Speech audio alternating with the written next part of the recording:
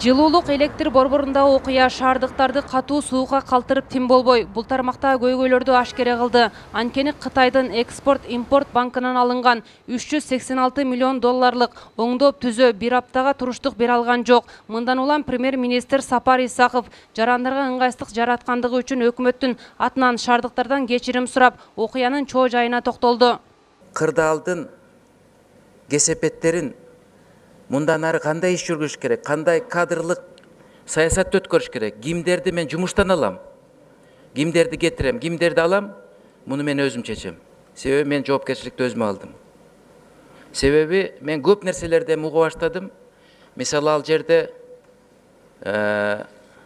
коррупция бар, кээ бир запчасттарды салдык деп коюп, салбай коет деп айтып атат. Эми бул имиштер, бирок мунун баарын изилдеш керек. Мунун баарын биз мындай карап чыгышыбыз керек да, ошондуктан кылмыш иши ачылып атат бул жерде. Өкмөт башчы мындан сырткары бардык жоопкерчиликти өзүнө аларын жана иликтөө комиссиясынын корутундусу чыккандан кийин катачылыкка жол берген тиешелүү кызматкерлерди жоопко тарта тургандыгын кошумчалады. Ошондой эле эл өкүлдөрүн бирге кызматташууга чакырды. Ал эми шалаакылык боюнча кылмыш иши козголуп, тергөө амалдары башталды. Бирок айрым депутаттар козголгон беренеге ынанышпайт. Сиздер козгогондо биринчи мыйзамды козгосоңуздар. 316 менен козгоп, 303-кө өтө албайсыздар. Кайрадан иш козгош керек. Башынан бир жумадан бери маалыматтан бөлөк кандай маалымат керек? Бул жерде коррупция турат. 20-30 чиновниктин кулагы көрүнүп турат. Азыркы биз чогултулган материал негизинде биз 316 Кыргыз Республикасынын кылмыш жаза кодекси 316 шалакылык беренесин эле көрдүк. Бирок биз айтпайбыз ушул менен токтолуп калды деп. Эгерде коррупциянын белгиси же башка кылмыштын белгиси көрүнсө, биз өзүнчө бөлүп, өзүнчө өндүрүшкө бөлүп, ал боюнча кылмыш ишин козгоп туруп, аны да тергейбиз. Кытайдын TBA компаниясы менен түзүлгөн келишимди 5-чакырылыш ратификациядан өткөргөн. Анда жылуулук электр борборун жаңылоо бир катар мыйзам бузуулар менен кабыл алынып жаткандыгы айтылган. Депутат Исхак Масалиев бул келишимди түзүүдө ошол кездеги парламентинде кыйыр түрдө күнөөсү бар дейт. Ошол мезгилде бекиткенде эми үчүн техникалык, экономикалык негиздемеси жок, эми үчүн проект жок деген суроолорду бериш керек болчу да. Ошондон парламенттин деле айрым учурда жоопкерчилик бар.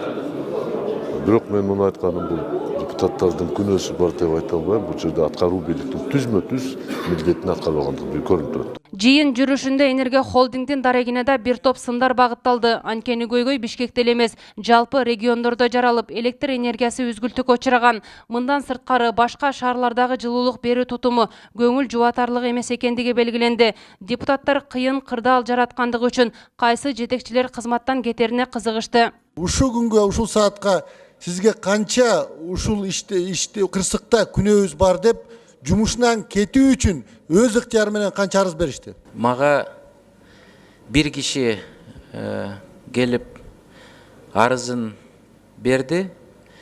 Менин жанымда отурат ал киши Калиев Айбек Рысбекович. Бирок мен алар арызды кабыл алган жокмун. Конечно, эми проблемалар көп. Айбек Рысбековичте да күнөө бар, сөздүн ачыгы. Бирок ачык айтайын, Айбек Рысбекович мага ушундай арызы менен келип кирген. Алдыда атайын комиссия түзүлүп, кырдаал боюнча иликтейт. Жыйынтыгында бир катар коррупциялык иштердин бети ачылары күтүлүүдө. Башкысы иликтөө объективдүү жүрүп, күнөөлүүлөр мыйзам чегинде жоопкерчиликке тартылышын Жогорку Кеңеш талап кылды. Гүлзара Бакаева, Рустам Алымбаев, Ынтымак, Бишкек шаары.